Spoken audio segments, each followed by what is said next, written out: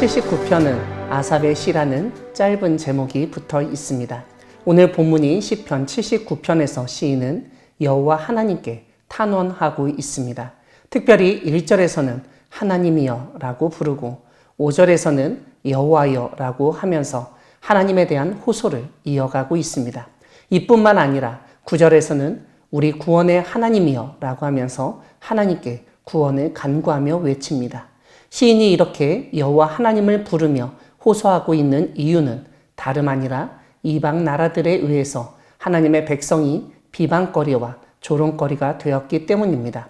1절을 보면 이방 나라들이 주의 기업의 땅에 들어와서 주의 성전을 더럽히고 예루살렘이 돌무더기가 되게 하였다고 설명합니다. 2절과 3절은 이방 나라들이 침략하면서 벌인 잔인한 대략 학살을 우리에게 알려줍니다. 주의 종들의 시체를 공중의 새에게 밥으로, 주의 성도들의 육체를 땅의 짐승에게 주었다고 고발합니다. 이와 함께 그들의 피를 예루살렘 사방에 물같이 흘렸으나 그들을 매장하는 자가 없었다고 탄식합니다.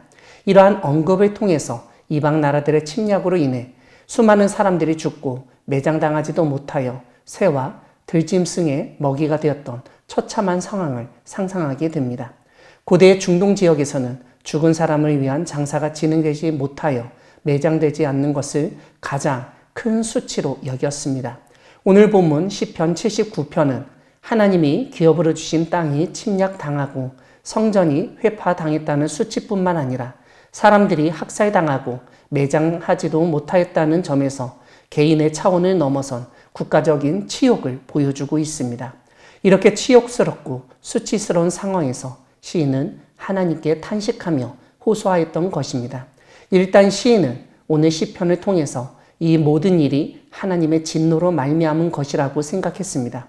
5절을 보면 여호와여 어느 때까지니까 영원히 노하시리이까 라고 묻습니다.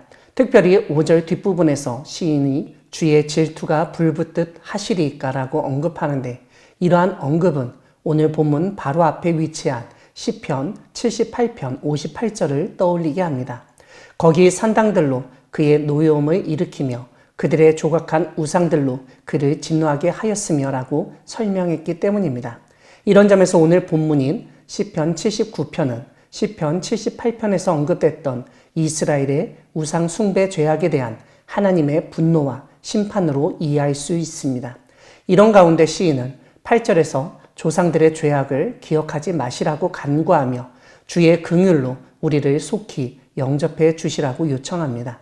이와 함께 9절에서는 우리를 도우시며 우리를 건지소서 우리 죄를 사하소서라고 간청합니다.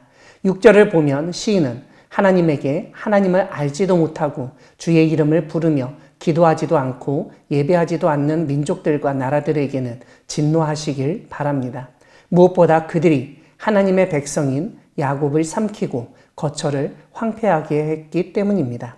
또한 10절에서는 이방 나라들이 어찌하여 그들의 하나님이 어디 있느냐 말하나이까 라고 고발하며 주의 종들이 피 흘림에 대한 복수를 우리의 목전에서 이방 나라에게 보여주소서라고 간구합니다. 이와 함께 12절에서는 주여 우리 이웃이 주를 비방한 그 비방을 그들의 품에 7배나 갚으소서라고 외칩니다. 여기에 시인은 감옥에 갇히거나 사형당할 운명의 사람들을 언급하며 그들의 탄식을 들어주시고 주의 크신 능력으로 보존해달라고 요청합니다.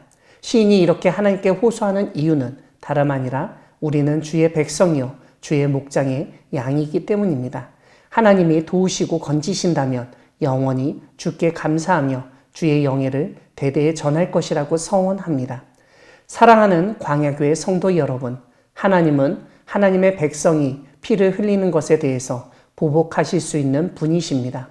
오늘 본문 2절과 3절에서 시인은 이방 나라들이 주의 종들과 성도들을 죽이고 그 시체를 들짐승의 밥이 되게 하고 매장도 하지 못하게 했다는 점을 언급합니다. 이렇게 하나님께 이방 나라들의 대량 학살을 언급한 시인은 10절을 보면 주의 종들이 피 흘림에 대한 복수를 우리의 목전에서 이방 나라에게 보여주소서라고 호소했습니다. 시인이 하나님께 복수를 해달라고 호소한 이유는 구약성경 민수기 35장에 피는 땅을 더럽히나니 피 흘림을 받은 땅은 그 피를 흘리게 한 자의 피가 아니면 속함을 받을 수 없다는 말씀에 근거한 것입니다. 하나님은 피를 보복하는 자를 허용하셨습니다.